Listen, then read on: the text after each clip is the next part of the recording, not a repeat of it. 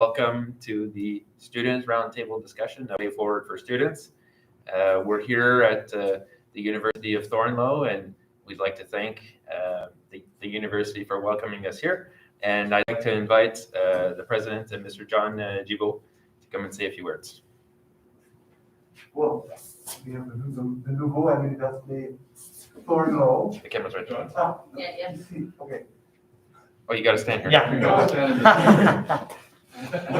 Camera's right there. Alors, bienvenue de nouveau à l'Université Thorneloe. Je m'appelle John Gibault, le président pour l'instant de cette institution anciennement fédérée avec la Laurentienne. Je ne suis point votre hôte, vous n'êtes point nos invités, nous sommes ici comme partenaires. So welcome back to Thorneloe University. We gathered as partners in this work and in this demonstration and in these conversations. And we do so not just for ourselves, but for our colleagues and those who come after us. So, bonne séance. Merci.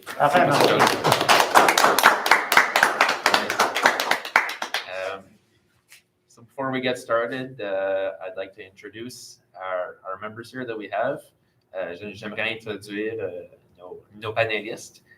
Alors, on va commencer par ce côté-ci, si tu peux te présenter.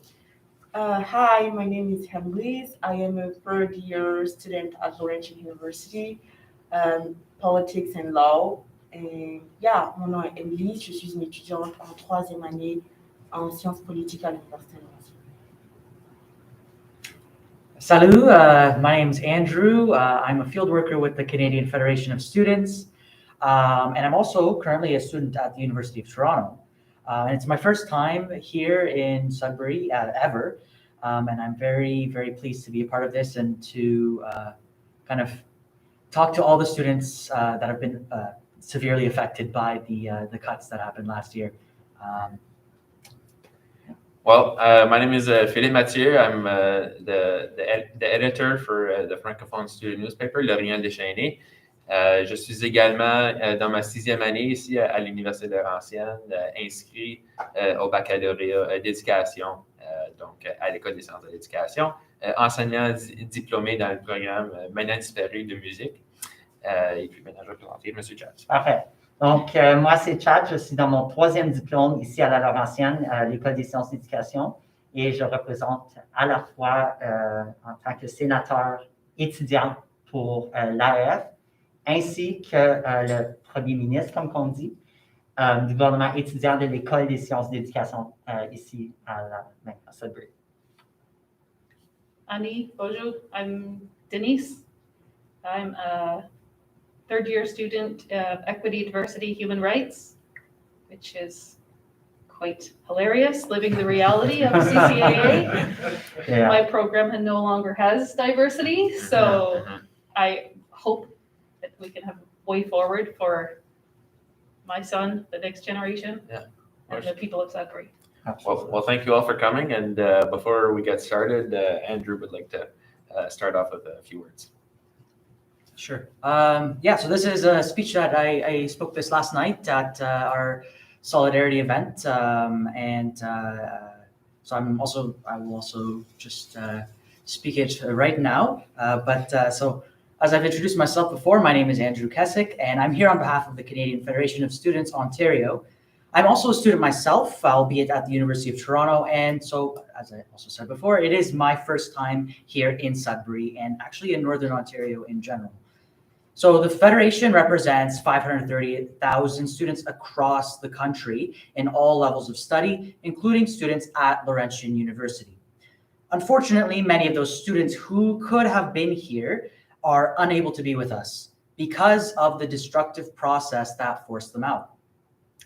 Students continue to see the impacts of the CCAA on their education in Sudbury and Northern Ontario as a whole. I spent the day yesterday walking around campus and talking with Annelise, and we discussed how things were before the cuts and how they are now.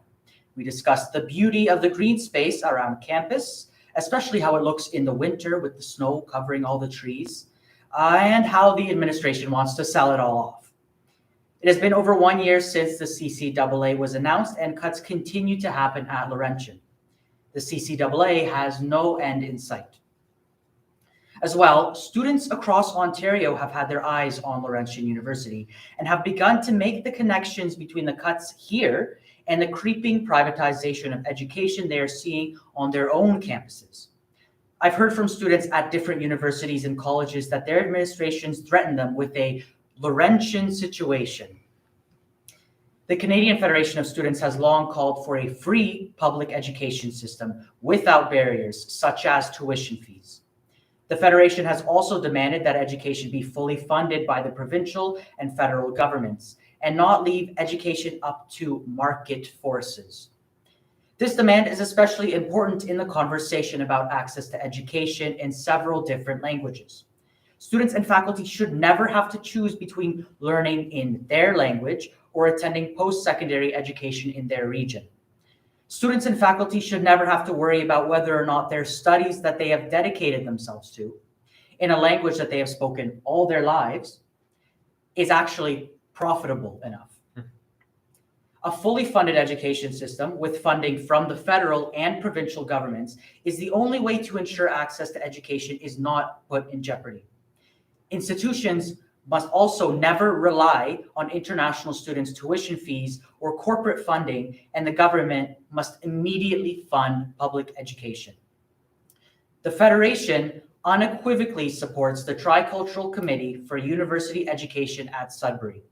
The Federation also stands behind the Tricultural Committee's Reconciliation Declaration. We call for an end to the CCAA process, for the restoration of public education in Northern Ontario, and for a democratic and transparent Laurentian University. Most importantly, the trilateral approach will give students the opportunity to live and learn in their own language and culture and reproduce it in an institution that serves their community. In this way, universities can remain a place of belonging, exploration, and growth rather than becoming solely a means by which students may attain a certification on their resume. Education is to be holistic. The Federation also stands with all faculty, staff, and other workers, as well as students who've been affected by the cuts. We also recognize education as a treaty right, and the CCAA is a continuation of the unequal Robinson-Huron Treaty that was signed under duress in 1850. Most importantly, education in Northern Ontario must be by and for the Franco-Ontarian community, the Indigenous community, and the Anglophone community. From across Ontario to Sudbury, solidarity.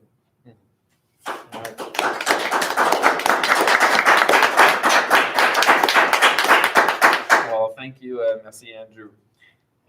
So with that being said, let's start with our first question, and I'm going to start actually with Chad. Ooh. So Chad, what was your reaction when the programs were cut? And what is your reaction now that it has been over a year since the CCAA was announced? Oh, amazing. You actually repeat the second part of the question, but after. But I was shocked as everybody else because obviously we didn't know when the date was going to be or that it was going to happen that day. Was I shocked it was happening? Absolutely not. This was something, I even had discussions, I mentioned in my speech yesterday during my bachelor's degree where I warned professors because, the rumors have been spreading for years. This isn't something that happened overnight. So for that to be said, I have to say that I was not surprised. Well, disappointed. I didn't expect it to be what it was going to be. I expected it to be some rules, some common sense, some logic, some logistics, statistics, anything, but it seems like someone just grabbed a box and randomly picked some programs and and then kept some, deleted some, threw some out, and ever since then, it's been a downward spiral. Is there a second part to that question? Yeah, I guess. Are you surprised that we're still in the CCAA? No. It's been extended. No, that's true. So every single time I knew that it wasn't going to be like that. We have a lot of bureaucracy here in all ways, shapes, forms. I'm just surprised that they've been allowed to continue to push it. Normally, there's like rules and a limit, but hopefully it comes to an end extremely soon. But no, I'm not surprised because even when it comes to other enterprises and stuff, when they go through this, it drags on for years often. Mhm. But I hope we get to some form of resolution as soon as possible. Absolutely. Yeah. Is there anyone that would like to add anything to that? Uh, Share their yes. experience. Yeah, same thing. I was shocked because half of my program has been cut too. Mhm. So it was like a sad decision because I was like in the bus and then they sent the list of all the programs and I was like reading and I was like, oh my God, my program has been cut. What will I do? Like, it hasn't been easy for us. So. Absolutely. I feel that. Yeah. Did you have anything I to was add? quite naive, so listening to you, I felt, wow, I was super shocked. And reading that list, I had to like read it and then stop for a minute and read it again. Oh no, I can't believe it.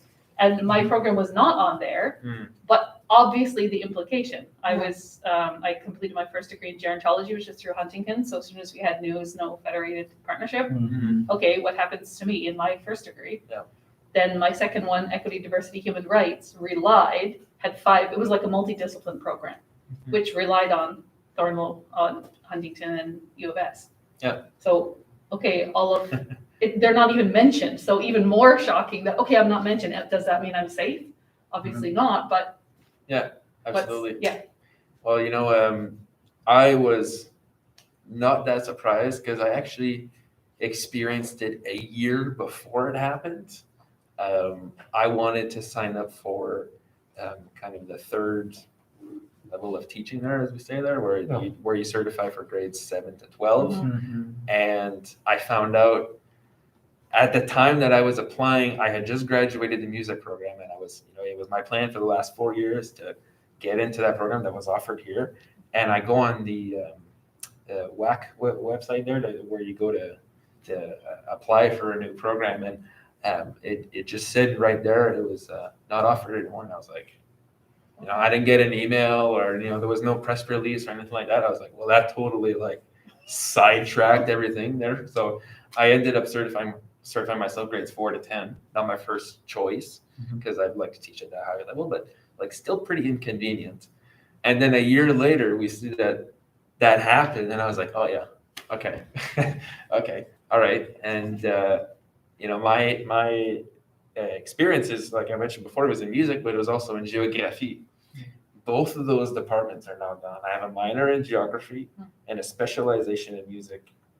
And now I look at my degree that's like it's like on my wall, and it obviously I learned a lot and I had a great memories and great experiences, but it almost feels kind of like worthless to like some point, to like a small point, because it's like none of that exists anymore. It's like an extinct dinosaur. You know what I mean? So was I surprised? A little, but it kind of really sidetracked me a bit there. So Andrew, do you have anything to add? Was the CFS surprised by this? Honestly, I don't think so, because I think for like we've seen like cuts happening to education like for many years now, and then especially with the tuition freezes. Sure, tuition is frozen, but while it's frozen, they're still cutting it every year. And so for a lot of schools, it's been, okay, let's raise international students' tuition. That's why some international students are paying. I literally was talking to some international students the other day who were like, yeah, I pay $60K a year. I'm like, are you serious? And so a lot of like the funds come from that. And so when there's no international student enrollment, then that's another funding source that's just pulled out. Not that international students should be like a financial backstop in the first place, but that's it becomes sort of like a domino effect almost. And then plus the pandemic happened, and none of us could have predicted that, but I'm sure that had education been a priority, then and have been well funded, then at least that there could have been like those financial bolsters against the crisis that happened. And then this situation, it might not have been might not have gone in the same way. It might not have even happened. We don't know. We can't go back and change this, right? Yeah. But it definitely is not something that just started. Like you said you weren't surprised, like you kind of saw almost like the writing on the wall already.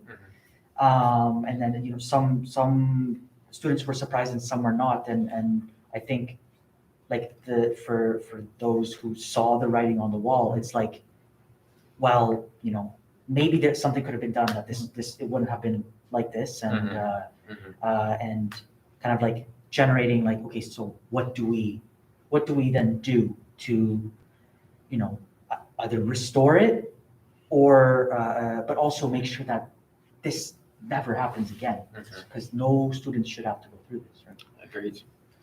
Well, thanks for that, Andrew. Maintenant, je vais aller de ce côté-ci avec ma prochaine question. Alors, selon toi, qu'est-ce que tu penses devrait être fait ou considéré pour ramener, genre, la dignité à une éducation francophone dans le nord de l'Ontario? Qu'est-ce que tu penses de ça? Je pense déjà être honnête avec les étudiants et les professeurs de ce qui se passe et reconnaître que le français est une langue qui mérite d'être comme au même niveau que l'anglais. Je pense que c'est au niveau de la reconnaissance déjà. Ça passe par un processus. Il faut que ce soit reconnu d'abord que le français est important. Et ensuite, parler aux étudiants, que les étudiants soient au courant de la situation, que les professeurs soient au courant de la situation. Puis, valoriser les programmes en français, que les programmes en français soient valorisés pour qu'ils puissent revenir, pour que les étudiants puissent avoir confiance en l'administration. Je pense que ce sera un bon début pour moi. No, absolument. So, common themes for that, right, is honesty, truth from the board, transparency, Recognition. Respect. right? Would you like to add to that? So, what needs to be brought or considered for basically bringing back dignity, let's say, to even Indigenous education, Northern Ontario, and Francophone education? Did you have anything to add? She mentioned, lots of things about truth and honesty and transparency. What do you think of that? I was thinking also when Andrew was talking about this pandemic as a smokescreen, or it's basically what happened to you with us. Yeah. But I mean, you have the resources, you have like a huge number of intelligent people studying and planning your futures. Yeah. And why not ask us? You definitely could have had a lot of brainstorming, a lot of ideas come up. Why not contact the finance department? Have some discussions there. Yeah, well, that's But it's just disrespectful, right? Disrespectful to us. Okay, we're investing, like this is not funded completely, so this is our hard-earned money that we're putting into this. So at least show respect for what you're luring us here to do. And with Francophone and Indigenous, I'm Anglophone, so this was my connection to other communities. Now you've completely divided us. We have no longer, everybody's fighting for their own little way to survive, and now you've disconnected all of us. So you talk about like a tricultural initiative with the university, you've actually done the exact opposite of that. Yeah. Driven it back like 100 years. Yeah, I think we're all on the same Crazy. boat with that. Yeah. Chad, did you have anything? Yeah, I'll go in English again, even though I speak in French. Sure. Just so everybody understands. Because the message is, we've always struggled to have recognition. Now, of course, people can come and you can talk about logistics, and there's 500,000 Francophone people in Ontario, a little bit more now. I think it's gone up, et cetera, blah, blah, blah, blah, blah. Some people leave, some people stay, some are international, some are national, depends. We've always been through this constant fight, and I understand, like, the discussion isn't, are we going to have 900 programs and 20 times the funding as other people in 75 Francophone universities? That's not the question. We didn't ask for that. We're not asking for the moon. We're not asking for these ridiculous projects that make no sense. We're asking for a post-secondary institution. We have Université Franco-Ontarienne, which is in Toronto, Université de Hearst. They are geographically far from many of the communities. Sudbury had it with Laurentian, so it was amazing. And then you had Ottawa. Now Laurentian, sorry, in my opinion, is like the few Francophone initiatives that exist are on their way out. Yeah. So, I mean, I hope they can change it. I am optimistic for them. But I really believe there needs to be, I forget the word in English, network done between the geographic regions. So either a partnership with Université de Hearst, Université Franco-Ontarienne. If Université d'Ottawa wants to be in there, sure, likely not. But and then definitely we need to save the Francophone institution of the University of Sudbury, University of Sudbury here in Sudbury.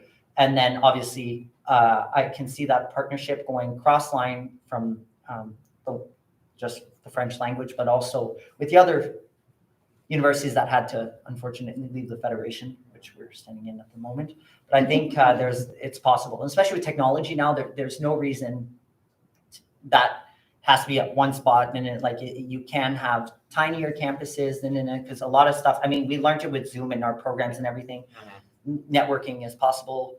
Hybrid courses still exist. Absolutely, even sharing between the three of them, and I think it would be done in a way that would promote not only the economy of the different regions, but also do what every political party and every group wants, and it's to gain some votes. And I think the Francophone community deserves its recognition, and we keep fighting for it. And I mean, if you could be the political party to come in and save the day, I mean, you're going to have 500,000 plus allies of people that are going to be pretty happy regardless of party lines. Yeah. So, like you said, it's not we're asking for the moon. Yeah, that's exactly what it is. Right. I have a follow-up question. You said you were talking about a network between Francophone schools, like within the province. Did you mean a relationship with Laurentian and them, or everyone else altogether? Well, to kind of build up together. I'm very mad at Laurentian, but we must always learn to forgive. But you don't just forgive with empty promises and words and signage, as I said for those that listened yesterday. I think there are initiatives that can be done, and if they begin, some reparations, then that would be great. But I'm talking about those that were cut out from here, and they have partners that are ready to exist. They're just waiting for funding, and I think that would be a very good initiative. One day, when Laurentian's ready, does that mean, I would be against a partnership with the Francophone Network University, whatever you want to call it, with Laurentian? No, I would love that. But right now, I mean, they have issues and they need to get over them. They need a few reparations. But from there, I think, there's options to go forward. Yeah. But I hope that answers in a clear way. Yeah, I think so. Like if I can add to that, maybe now is not the time for Laurentian to, they need to rebuild themselves, right? They need clearly they need some attention there. It can begin once this is done and this is resolved. Yep. They can begin the process. The minute this is done, this is resolved, and they can start getting their things together, then I think it's ready for a kickstart. Yeah. But build on your strengths, not build on what showboating and what looks good to the public, right? Exactly. That's not realistic. No, it's not. And so you're not going to be able to rebuild it. You're never going to have trust if you're trying to rebuild just on signage. Yeah. Put up another sign. Oh, sure, we're very Indigenous. Yeah, that's not enough. Yeah, well, I have to agree with you guys. I'm looking at this question, and the first thing that I thought of was for heaven's sakes, recognize l'Université de Sudbury. It's not a complicated thing to do, and I'm talking to you, the province here. So I'm looking at you here, the political parties. It's not complicated, help them out, because there's so many people behind this initiative and behind the school. And you know what? We need somewhere to go. We can't just sit around here with our tail in our hands. We need to, kids need to go to school somewhere, and they're sure as frig not going to get it here in Laurentian, because, if you look at some of the things that are not offered anymore, basic things like math. That's the big one. Math. Math. That sounds embarrassing. Physics. I mentioned geography. That's history. History at university without a history department. That's together. Without a philosophy department.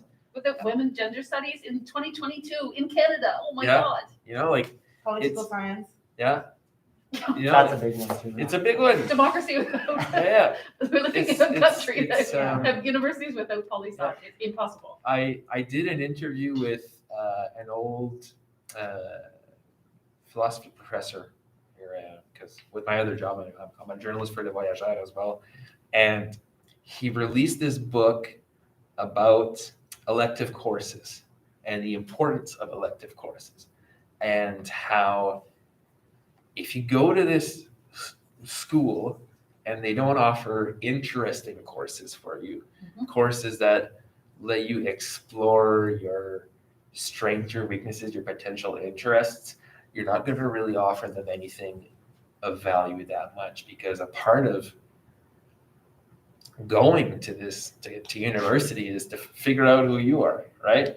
Like you could take, see, like what I did, I was in phys ed beforehand, and I found out that actually I was a much better fit for music. I actually took an elective course with Alan Walsh before I even got into the music program. I took the history of jazz, and that was like, now if that course wasn't offered, I don't know what would have happened. You know, it's little things like that, and you know, like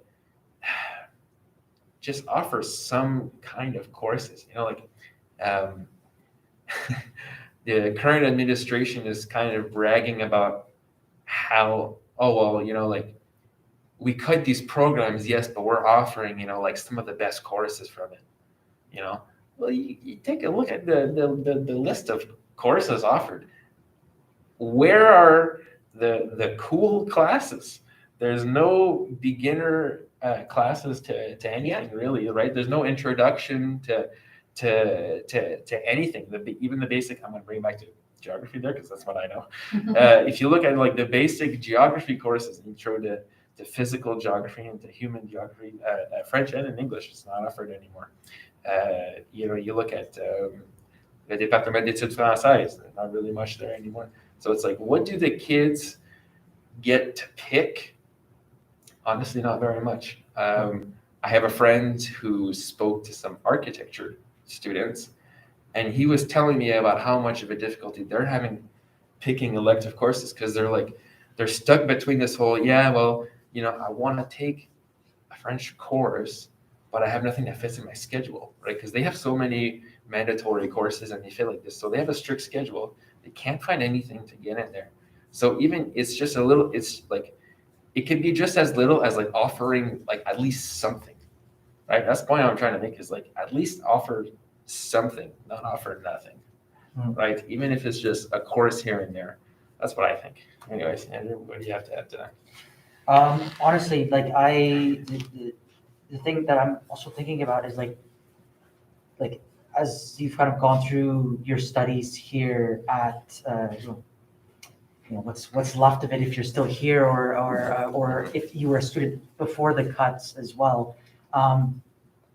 If you can kind of think, like I'm sure you've been in conversation with like your friends and your colleagues, your classmates, what have you seen about like the change in their reactions, like at first and then now, like how has it been like different in terms of like what are they saying now? Because we're hearing one thing from the administration, and that this I'm going to reference a line from an article that I read several months ago where the president had said that he walks down the hallways now and he sees that students have a spark, a twinkle in their eyes.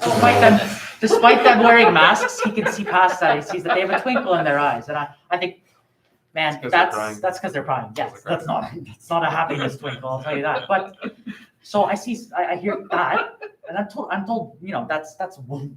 It's cheap marketing, not to cut you off. Yeah. Like, Yeah, what no. is that? Yeah, exactly. Yeah. But no, definitely. Like, I'd love to hear like we're hearing that. It's like that's the admin story.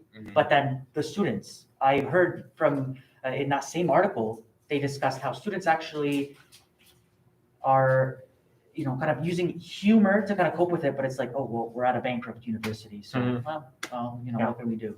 That's what I've heard. But I would love to hear about like, well, how you've seen what others have been saying. But yeah, go ahead. I didn't mean to hijack this, but I work also in the education system, despite in addition to my studies, and also I talk to a lot of people. One thing is the lack or loss of, the reputation. For the first time, I'm seeing not just francophones. That was another thing. People like, oh well, see, they could just go to the University of Ottawa all along. So why? It's not even them. It's even the anglophone students that still have options here. Like, let's be real, they do. I mean, is there many?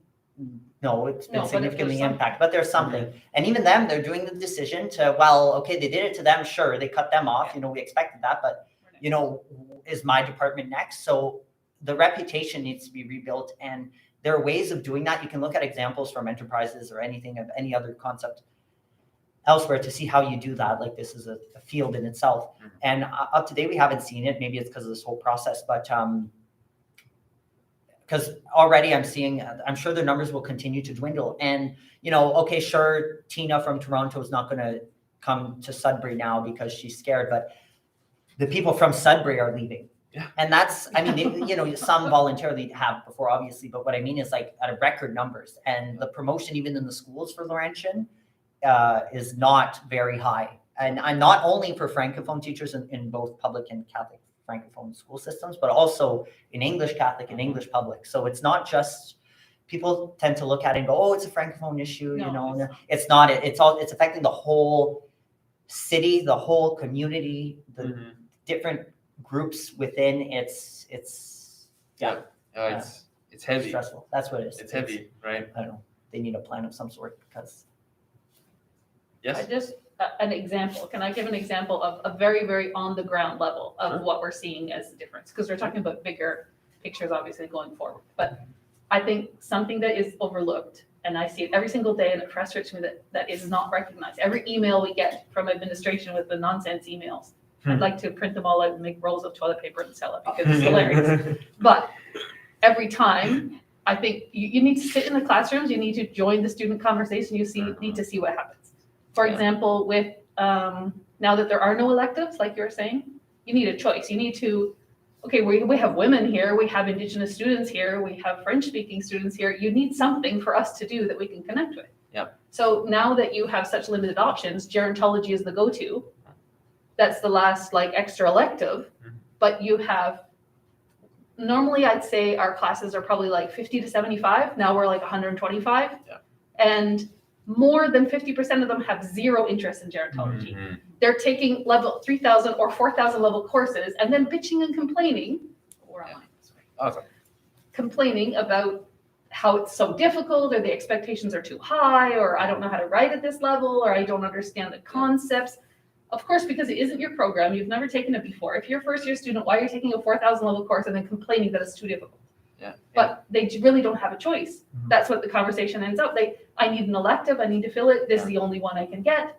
So it's really a struggle for those of us that, I'm very passionate about gerontology, and that's where my career is headed. So I find it very disrespectful to the population that exists in Ontario, the million people that we have that are over 65. How disrespectful is it that you're just an elective, or you're just a problem for me to study? So I think that's on the ground, one That's a of good many example. examples. I would actually like to elaborate on that. Sure. Just on this. So I was saying earlier, I'm been a teacher both in contract supply teaching and now in my placements because I'm officially becoming qualified. One of the things that I'm surprised that we didn't see is normally with this, you have what I call this fake transparency that you should see. If an institution or anybody doesn't want to be actually transparent, there's the illusion of doing it. Businesses will be like, oh, well, we had meetings with the community. Oh, we're hosting this event. Oh, here's a question box or a complaint box. Something to give the illusion oh my God. And we haven't even seen that, which to me is weird. In a way, it's very honest. So I'm not complaining, but we would expect it, because I'm going to give the example of me as a teacher. So my teacher actually just told me this today. She goes, I really like how when you're with your student, you communicate with them, you give them options, you ask about their interests first, and you mold it for them specifically, and you give the illusion that they have the choice. Because at the end of the day, my stuff is done. Yes, I might have options or projects or work or text to read or whatever, but at the end of the day, I have to follow the curriculum, it's the law. So, but I can still do it in a way where I'm interacting with them, asking them questions, and to the child, I'm super involved. And we didn't even see that. So I'm expecting because at one point, we tend to go through this panic stage where we start with this, I'll call it fake transparency, fake communication or dialogue. And slowly it turns into real dialogue, real communication, real, communication with time. But we haven't even seen that yet. I mean, sure, on signs and emails and whatever, but I mean actually real. And I know for a fact people on campus have not felt it. And whether it be the pandemic, not the pandemic, since we returned, I have seen no initiative. And I do invite them to do it, to be quite honest. Any type of communication, dialogue, whatever, even if you obviously can't promise anything because of the situation, at least showing the initiative for the Yeah. future would be appreciated, even if it didn't give 100% results. Don't you remember? You're totally forgetting. We had a student conference. Don't you remember where Hache did this ridiculous Oh, student yeah. conference where all the microphones are muted? We can't speak. We're just listening to him ramble on with his complete and utter total bullshit, the same crap we've been reading in emails and just repeated it. You could submit a question and then there's this annoying little dude in the background. Sorry, whoever you were, I'm sure you're doing a very good job for what he wanted, but Yeah. rewording the questions that we're submitting to be, and it's like we're begging Hache, could you please answer this question, and rewording what I asked. Yeah. Now, how is that a conversation? No, it's not. It's not, that's why I said what I said. Yeah. No. And it's like, don't tell me how I'm feeling, right? You know, like all of this cheap marketing stuff. It's all, our students are okay, they're having a great time, and all the smile on their faces. Like, where are you seeing that? Don't tell me what I'm seeing is not real. You know what I mean? Yeah. Like that doesn't make any sense. One of my questions in that forum was, when are you going to acknowledge the suffering that some students still have? The people that are outside of your fictional 10% that you just randomly picked up a George box. Orwell's 1984. When are you going to acknowledge the suffering that students are still underway? Yep. Every time you send out an email that says everything is great, everything is wonderful, we have new students, yahoo, we're fantastic. That's another slap in the face to people who are in the middle of a program who can't get questions answered. I've been 1 year asking the question, how do I do this degree without all of the course options? L'organisation, la communication de base, c'est la seule chose que vraiment, c'est un début, là, mais il faut qu'il commence parce que jusqu'à date, on ne l'a pas vu. Ouais. So, C'est la transparence. exactement ça.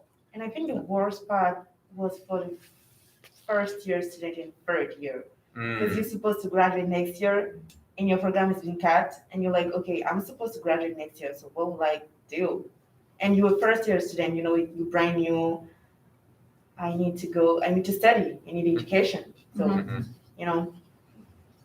And the announcement right before our exams? Exactly. Oh, that's brutal. That's Oh. really stressful. That's Cruelty. right. Yeah, that was crazy. Oh, Ça, c'était fou, là. I remember that. And Did then you hear about this- that, Andrew? One thing that I heard, I was talking to a different student, this was a couple months ago, and Oh is that literally being told like, oh, the announcement, yeah, so I had a final project coming up and my exams were coming up, and then I found out that my program was being cut, and I didn't want to do it anymore. Like I No. didn't want to Yeah. finish. Yeah. They said I almost had it done, but I didn't want to finish. That's what I heard We had directly. Yeah. Zoom meetings with every one of our profs. We had to sit there as students. I mean, we have a respectful relationship that we build with professors. We had to be in a Zoom call and watch our professors cry, one after the other.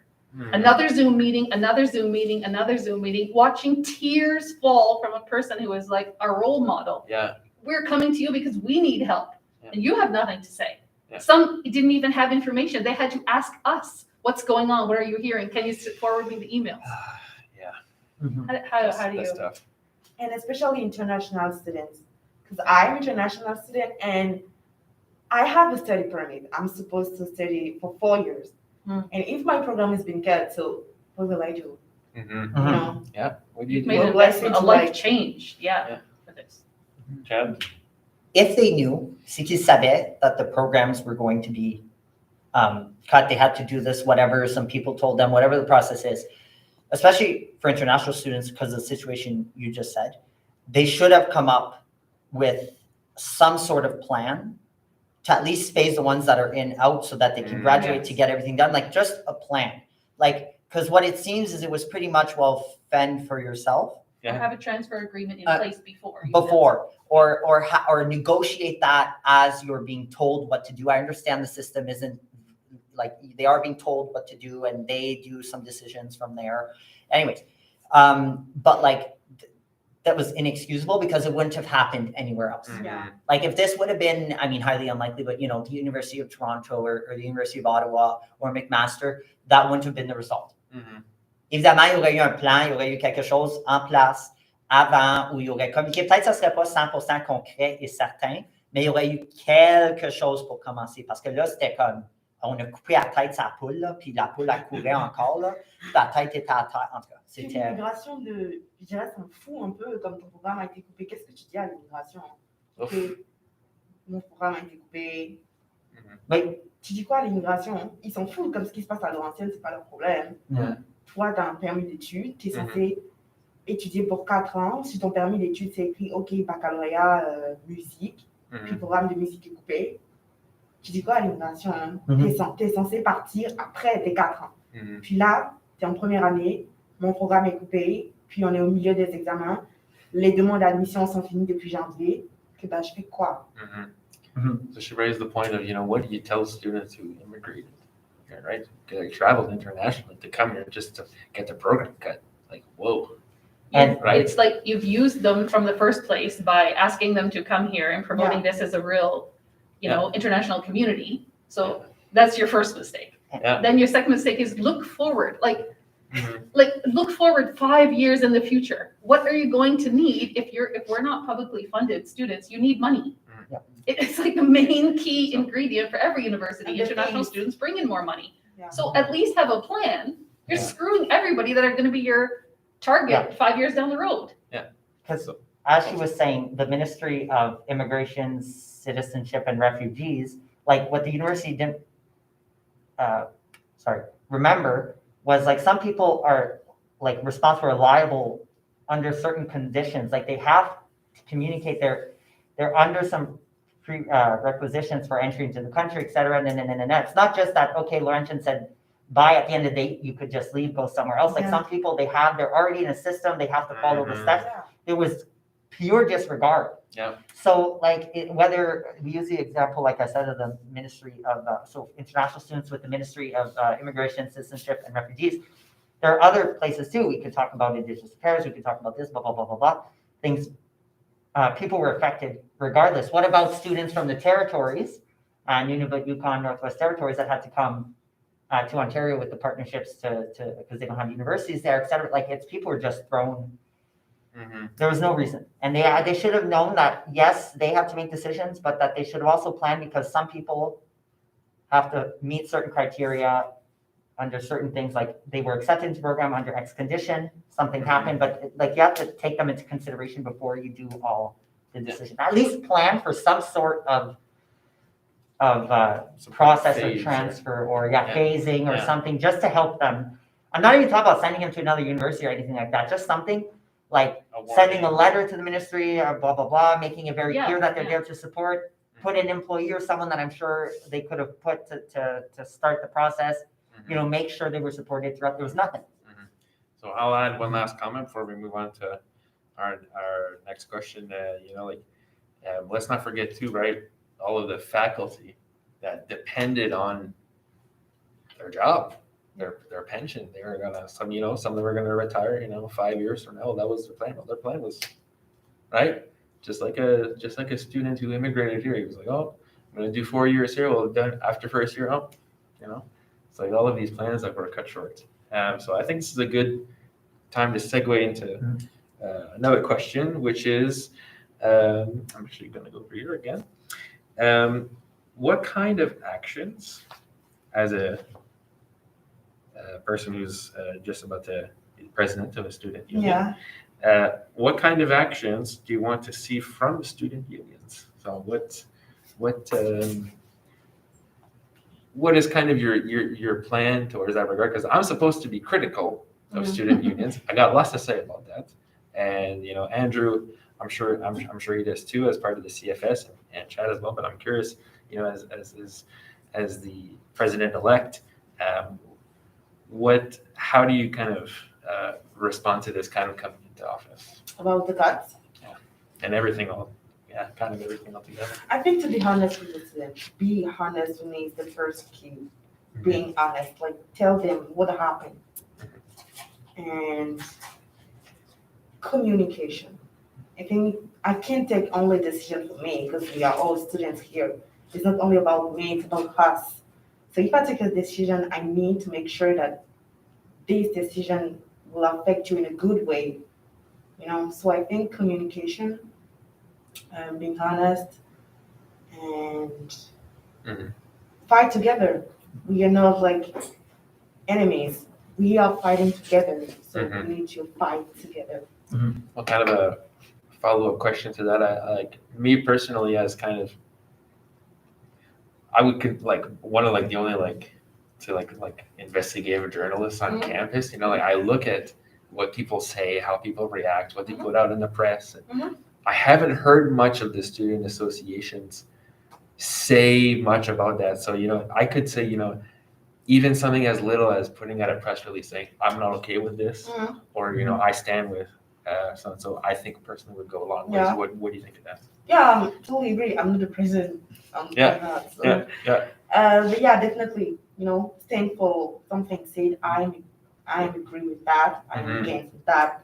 What the administration is doing is bad. You know, I completely agree. Yeah. Yeah. And, What do you think, Andrew? oh, I was Go just gonna ahead. say, and like, Yeah. I like, you also like are kind of going into this, like you're like you know you're starting your term very very soon, but you're going into it like knowing like post cuts. You're going into it post cuts, and it's like you kind of have to. It's almost like you're trying to pick up the pieces, and it's like, what can I do with the pieces? Whatever pieces are left, some are missing, some are totally lost, some, you know, they're not going to fit together the way that they used to. So like you're picking up the pieces, but you're also kind of like rearranging them in a new way. And it's like, okay, you're looking at the you know the past actions, and you're also taking like, of course, you're also going in like with your own experience, like your programs were literally cut. Yeah. Right? So it's like you have the same experience that the students like at large all have, right? Yeah.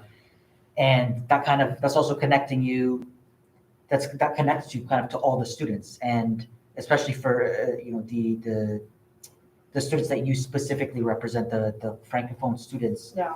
That especially connects you to all the francophone students. Like we all have this like shared experience.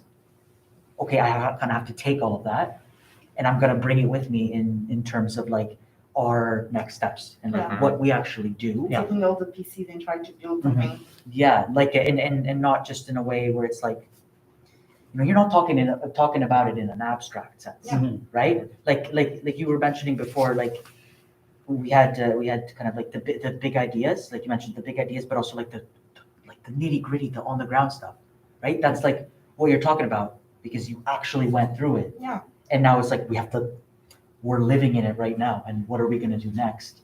And what are we going to change, right? So it's like bringing that kind of stuff. Yeah.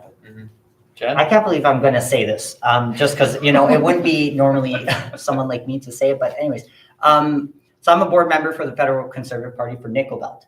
And I never thought in a million years that I would feel obliged to need to go to the student unions, you know, Laurentian, et cetera, and explain to them what a union is and what the labor movement is and what, you know, how that worked. Like, I just thought like this is a very, very, you know, labor union oriented, what do you call it? City, sorry. You know, so that I would have expected, you know, because, you know, there's a lot of people that are active into their unions, including conservatives. May add, our entire board is practically, well, not only members of unions, but they're also like volunteer, et cetera, and work for them as well. But what I mean by that is just, I was shocked because normally the stereotype is, you know, that, you know, they should know it and I should be, but I had to go, like, I feel like I have to explain to them, like, no, you're not their employee. You're not, you know, you're allowed to speak. You have a voice, write, critique, you know, sorry, but scream. It's your purpose. Like, have we not heard of the labor? Like that? I'm sorry, but that's the point. So, and I agree with you. I also found they did an excellent job. Don't get me wrong, under the circumstances, and the ones that were there, trust me, I have spoken to them personally, and they've done a very good job on other things. But I would have wished there was a little bit more, you know, breaking through the glass, you know, screaming a little bit, or not screaming literally, but I mean, is like getting a message out. Yeah, a little bit, you know, like you said, press releases, meetings, no. Now, is that going to change the world? You know, do unions and student unions automatically, you know, have all the power in the world? No, but it's the point, it's the message, it's the intent that was missing. But and I think we're going to get that this year, especially with me on as a student senator. Sorry. Au Sénat de l'Université Laurentienne, je vais vous supporter, je vais vous aider, mais je vais vous critiquer très, très, très fort. Donc, préparez-vous.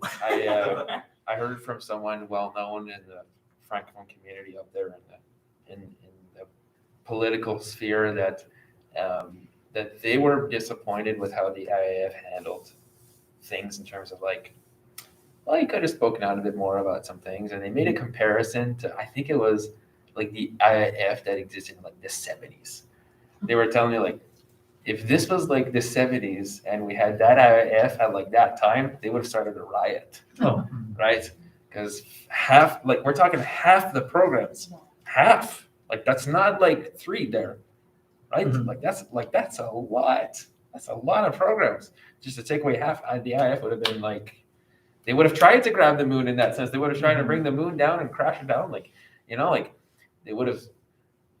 Anyways, Especially since students are very loud. You know what I mean? Normally, it's like at other universities, it's always, I call it the Montreal protest. They protest everything every 5 seconds, but they don't know what they're protesting. Normally, you have that. And here it's the complete opposite. Yeah. So I think, I don't want it to go to the radical extent, but I mean, just enough for communication dialogue, something like make your point heard, your voice heard. But again, from like very bottom student perspective, if we were stranded, like really, you're talking about thousands of people who are completely stranded. And we're also isolated from the pandemic. We're also doing weird combinations of hybrid online. You have now cut away. We have no point of contact with our professors. There was like maybe a week where we could still contact them, a couple weeks. Then the term was over and they're gone. They're fired, they're done. We no longer have support. So at least if you have students feel that they have a representative, or at least a source of information or a place to ask questions. But the majority of students that I interacted with, we did not feel we had any point of like contact. Yeah, I agree with that. And something, it was a common theme that I found when speaking with people within student associations. I would try and like remind them of the importance of like what just happened, like looking for a leader, right? That's what I was trying to do. I was looking for a leader, to someone be like, yeah, you know what? I'm actually really not okay with that. But all I heard was kind of like, well, like it was low enrollment and like, like it wasn't profitable. And you listen to that and you're like, anyways, and you know what? It leads me into, coincidentally enough, question about profitability. By the way, Kayla, if you're watching, thank you for these questions. Kayla Weiler from the CFS. Thank you.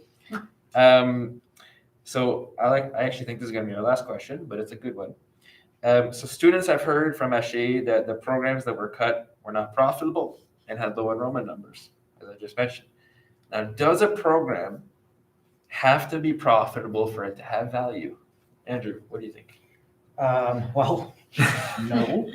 But to expand, I just like thinking about like the CCAA itself, like the act, right? This is like it's nuts to me because this is the first time it's ever been used on a public educational institution. So it's meant for corporations, meant for private corporations. But they pushed it through for this, so that allowed them to go through all the undemocratic, not transparent, like top-down approach to it that let them do that, like the way that a corporation restructuring would. But as a student, and I'd love to hear, I'm not going to put words in anybody else's mouths, but as a student, like when I take my courses, whether it's at U of T, and maybe you folks feel the same, like at LU, when you're taking the course, you're not thinking like, so am I getting my money's worth out of this? Is this course profitable? Looking around like, so how much money is this course making? Yeah. I'm thinking, wow, the thing that I'm studying right now is so interesting. I'm thinking, I can't wait till the next class because it's a class that I really wanted to take. Right. And that's kind of what's at the forefront of my mind. If I'm in the lecture hall, I'm looking at the presentation right in front of me. I'm having back and forth dialogue with my professor. I'm not thinking about, okay, so I'm on the job market right now. I mean, this is something we do have to eventually think about. But in that moment, I'm not thinking, okay, so I'm on the job market now. What's up? What's popping on the job market? Like, what's the top of the charts on the job market right now?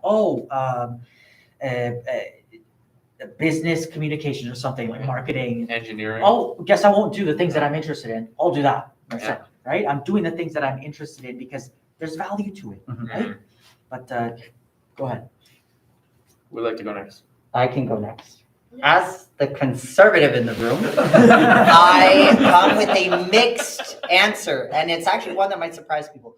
The first one is, just if you take the question again, just for if it's all about profit. The answer is partially yes, partially no, in the sense that one, do I believe the university, to avoid bankruptcy just in general, do they need to be smart about their plans and blah, blah, blah, blah, blah? Yes, do certain classes, should, if they have a demand for 100 classes, should they have 200 classes? No. But where I draw the line is like, you have to have options. If you're offering these programs, you have to have them fully built. You have to have the options for the required classes with enough diversity in them, like for class choices, etc. And then there's other things that we hit too for a university. Some departments are mandatory, whether you have 786,000 students or you have 3. Like a university without a math department, to me, doesn't make sense. Like, do you need a full math department with 6 to 7 classes per semester? Not necessarily, but you need the department. Does it need to be full staff with 35 professors? No, but like to get rid of them is illogical. Same thing for you're hitting history and stuff, or like for this university in particular, quand vous voulez garder votre statut de bilingue, vous enlevez le département d'études françaises.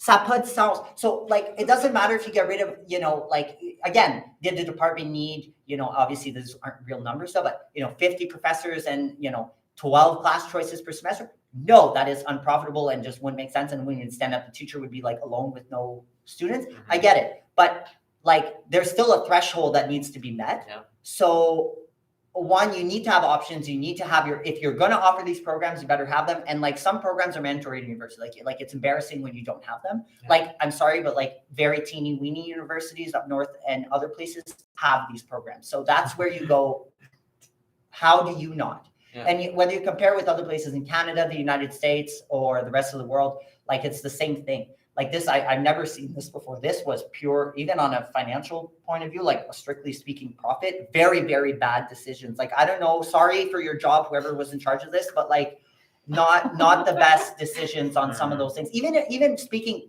I'm not pro cutting, but I mean like for someone who, really needed to do the cuts and was for it for the, reasons of profit, blah, blah, blah, blah, blah. The decisions that were made don't actually answer to that. They don't like there was a much smarter plan that could have been taken that would have saved them, I'm sure, the same amount of money. Some people would have been hurt, blah, blah, blah, blah, blah. But in a way that made a lot more sense than this. No math, no French, no history, no Indigenous studies, but want to be tricultural. Like, it's illogical. Yeah. And that's the part that got me mad.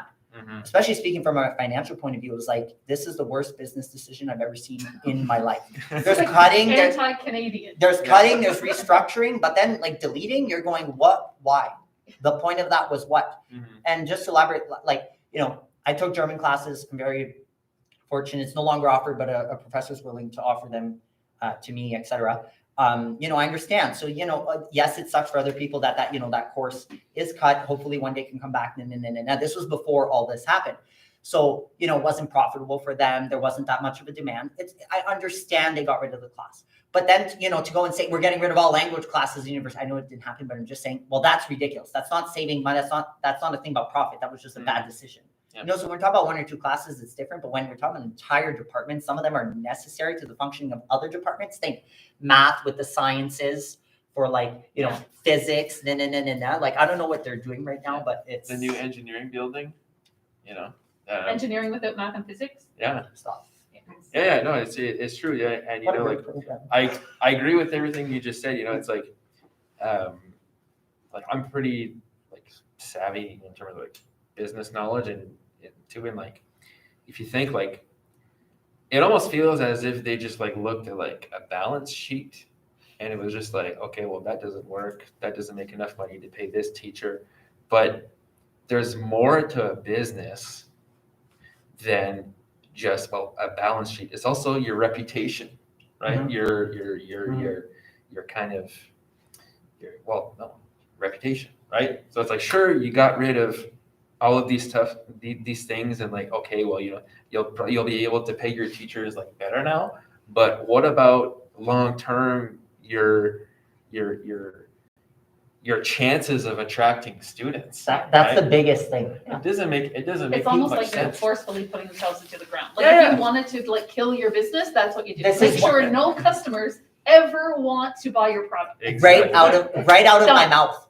Right out of my mouth. Good for you. 4+ on your ancestry. Like I mean Right. it right out. But Philippe, the thing is that you pointed out is that they didn't even do that. There wasn't even about a spreadsheet or anything that, though, to me anyways, that made sense in any way. Yeah, I don't Because even think it was. a some problem. programs No. stayed that have no students. Other programs were gone that had a lot of students. Yeah. And some programs had a lot of electives where the electives filled. Yeah. Like with a lot of students in class. Yeah, so They it wasn't- canceled that department. So it's not about, oh, well, this one, we average at, in the classes, let's say 50 students. This one, we only average at 10. Let's cut the one of 10 out. They didn't do that because I've seen it with my own eyes. I've taken class, I know what it is, and I'm sure the stats are out there.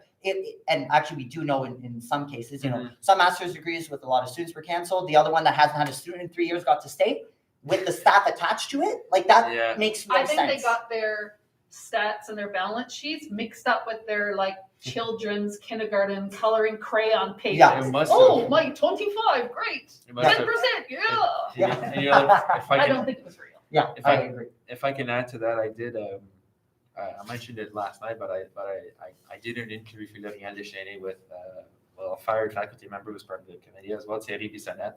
And like we were saying, a reason that was cited was low enrollment, right? Low enrollment in the specialization of a program. But I asked him that flat out. I was like, was that your experience? Was there actually no students? And he told me, not surprisingly, he told me the opposite. He said that, yes, sure, there was a low amount of students enrolled in the specialization, but our courses were all elective courses. And actually the amount of kids in that class was increasing. Mhm. Like, it almost feels as if they didn't look in the right spot and they kind of used the specialization number as like a cheap way to kind of Yeah, get out and to say sayonara, those were manufactured stats that someone made up to exactly for their agenda. certain Yeah, well, we've agenda. seen it with option 3, like Yeah. the third option for the teachers college. Oof. Sorry, guys, but made up lies. Oh, And it's like we've seen it. unbelievable. Oh, nobody applied for. I know 6 that applied. So why are you telling me that Mhm. you needed 3 or whatever, Mhm. but then there were 6, but then you sent them a letter saying it wasn't enough people. Like Yeah. the process was lie after lie after lie. half And my, that's the thing. half my class right now, Mhm. we're about 35 people in Yeah. in Option 2. Half my class wanted to enroll into that. That's like almost 20 kids that wanted to get into that program. So it's kind of hard to buy that argument, Mhm. And anyways, But the same thing with equity, diversity, human rights. I compared side by side. When I finally took about 6 months before the Dean of Arts got back to me with a list of how my course would be revised, my program. Mhm. I compared from what I had planned. I had 40 options, 42, I think, of courses that I could have taken that I was interested in. Mhm. Revised to that, I had 12. Mhm. And when that particular term that I was registering, I had one. Yeah. One option, only one. Yeah. So how do you have a whole program with only one option? Of course. And we're even talking about like requirements, not even just electives. Mhm. Oh yeah. It just doesn't make sense. If you talk about profitable, my comment is it profitable? Humanity is not profitable. Yeah. It's not profitable to be a human and to give birth and to raise children and to build Mhm. homes. None of these things are really profitable things. Yeah. But that's the society we live in. We need doctors, we need people to cover every part of society, Mhm. right? Especially you think now during the time of pandemic, how can you not think about mental health? How can you not think about support for people with disabilities? How can you not think about access to education for people that live in rural communities? How can you not think about the older people who we're leaving to die in Ontario? Mhm. The numbers, we just, oh yeah, well, sorry, it's a pandemic, that's the only we can do. How can you not care about the most essential parts of being human? Yeah. So profitability, maybe you need to like redefine what that means. It's not necessarily a number that you can calculate. Yeah. What was the slogan from one of the speakers last night? Scholars, not dollars. Yeah. Who was it? Scholars, Who was it not that said dollars. that again? Yeah. Ah, right. The president of the retired Laurentian. faculty members of Laurentian. I don't know if I said that correctly, but that's a good it's a good way to sum it up, right? There's a, like Chad mentioned, there's a threshold between, sure, well, and you know what, like the money issue, like it's not like you're by yourself here.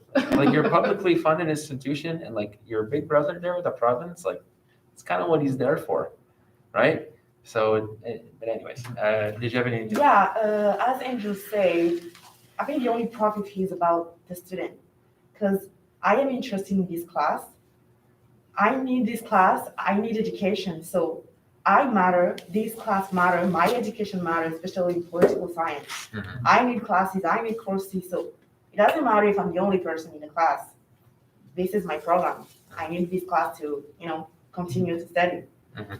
So yeah. Absolutely. No, go, you put your hand up. It was going to be rock, paper, scissors. No, we'll fight. It was, all right, let's go. We're not fighting. Yeah. We're fighting after yourself. Yeah. It's Panel turn PG-13. wrestling Yeah. match. But no, it was actually going to be like slightly related to like I remember like something you said like when you were talking about even like the balance sheets. It's like and the enrollment. It's like no, like some of it you saw the numbers, you saw with your own eyes. Like it's totally made up. Yeah. Like because there were some. It's like That like was the conversation. from like the illogical. beginning. Like there were some courses that were like that I remember that the university used to applaud it. Like this is amazing. I might be getting my facts wrong here, but was environmental science cut? Yes. Yep. Environmental science was that the program that did the re-greening? Yeah. Everybody was like, I can't Yeah. believe LU did that. Wow, amazing. That made Sudbury have the cleanest air in all of Canada. Yeah, By the way. seriously. And By it's the like, but that was cut. And it's like, this That is a also program- wouldn't be profitable to live Yeah. in Moonscape forever here in Sudbury either. Yeah, right. Yeah. And it's like, so literally, like you were saying, it's like part of it is like totally like illogical, irrational. illogical. Like they did this, and Yes. there was another so there were some programs that were cut that had that, sure, they had low enrollment, but some had like steady enrollment. Mhm. And it was like some programs that were like, these are programs that we would have that they used to champion, right? Yeah. And that they still were championing it. But yet it was cut. Mhm. Indigenous studies. Indigenous studies, How exactly. ridiculous. Yeah. Mhm. Whoever they hired, no offense to you, like for the people that were, selected and stuff, some of it I go like, it's just like, I spoke to people that directly deal like with this field and stuff, whether, they're, so I always pronounce the word wrong in English, or an economist, Economist? thank you. Or someone in finance, banking, et cetera, blah, blah, blah, blah, blah. And the question, that's not how you restart. Like, and whoever was like looking like, at the spreadsheets, I don't, like you were saying with the specializations, look at specialization. Okay, but they should have known that they're dealing at a university, and that's not what you look at. Yeah. You should look at overall enrollment, like things like that. It's the little technicalities where you're like, that person just didn't know the field enough to make that decision. I'm sure there's someone qualified in a country of 36 million, or we could have hired someone from another Those country. kindergarten children with their crayons. Yeah. That would have been improved. And the one thing too, je vais faire le commentaire vite, c'est le processus qu'ils ont choisi. Pour moi, c'est pas moi qui fais les lois ou que je fais les décisions, les choses comme ça, c'est pas ça que je dis, là, ou whoever qui est en charge. C'est qu'on l'a traité comme si ce serait une entreprise ou une école privée aux États-Unis. Mhm. On a mis à travers un système, comme j'ai dit, qui est pour une entreprise, mais c'est une école publique sous la province, donc il aurait dû avoir no moyen. I'm not talking about just bailing out the university just because they're under the province. That's not what I'm talking about. But there should have been something else because the system itself clearly doesn't work. So, but it was the first time it happened. C'était la première fois que ça allait arriver. Je comprends. But I hope if ever, God forbid, this happens anywhere else in the country or another institution or even other countries in the world, take note. That if it's a public university, not a private university, and it's not an enterprise, that you have a system in place for something like this, because what happened, it just didn't fit. And I'm speaking strictly from a business, money, government, political point of view. Never mind people for a minute. The process itself doesn't work. Mhm. So they have to put something else in place. Faut que tu le fais pour quelque chose qui a de rapport avec le fait que c'est sous le gouvernement. Sont quand même, they're still accountable, sont quand même responsables. Parce que le système ici, là, juste parce que c'est pas une entreprise, ça marche pas comme ça. And also it has no place for something that's what if the Ministry of Environment, or I don't know if that's even a thing, but went bankrupt? how would that work? Would they still go through them? I hope not. You know what I mean? Like, it's just, to me, it doesn't make much sense. And I'm talking both, obviously this touches the province, but I also mean federal in certain instances as well. So I don't know. I just hope they take notes. So take notes. Yeah, They did not. yeah. Well, take notes, folks. I think that basically sums it up for today. I think we kind of covered a lot of things. I'd like to thank you guys for coming here, and we spoke a lot tonight, or this evening, I should say. A lot of the common themes that I picked up was that we all want, basically, to bring it back to what the Tricultural Committee is about, right? We're not asking, like I love that comment you said earlier, we're not asking for the moon, right? We're asking for a just offering of post-secondary education. That is reflective of the reality of the Canadian population, Yeah. of Sudbury's population, at the very least. Yeah. With many potential votes, may I add. And I'm speaking to all three parties here. They've all had a little bit of chit chatter because I'm more on the federal side, but even provincially, with the three, there is chit chat, but it's true. Some of them more than others. Others we've been surprised with their statements, but just expecting a little bit more. But I'm surprised because I would have expected, and I need all of them to jump on the boat. Be like, oh no, it's us. Oh no, it's us. No, we want to help more. No, we want to help more. Whether it's true or not, again, when I'm talking about all political parties are responsible for this, but getting the vote with a good image, we haven't even seen that yet. So I don't know if it's because of this, or if they're waiting for that to end, or they're waiting for the provincial elections. But to me, that makes no sense. Like, I'm surprised we didn't see like all three. Like, I would expecting both in Ontario and federally, like them practically like choking each other, going, no, I'm going to do more. No, I'm going to do more, and like fighting each other. We haven't seen that. So be more like the parliaments in Europe, and maybe have a little bit more discussions on it and fight on who's going to help better. That's what I would like to see between all of them, including my party. Professor Will Moran's last night, his Humanity on Mount Olympus. We call for humanity. Mount Olympus. Come on. That sums it up pretty well, I would say. Where can we sign the declaration, Monique? Where do we get access to that? Right there. There are copies of the declaration here. It's also available on the internet. And Ruben, if you're listening, maybe you can put the link to the declaration on the SOS page to Save Our Sudbury. Okay. So if you are in agreement with anything we just spoke about, or you're interested, in this very complex situation, let's say, and you'd like to stand with us and to write your name, you can sign the declaration with us.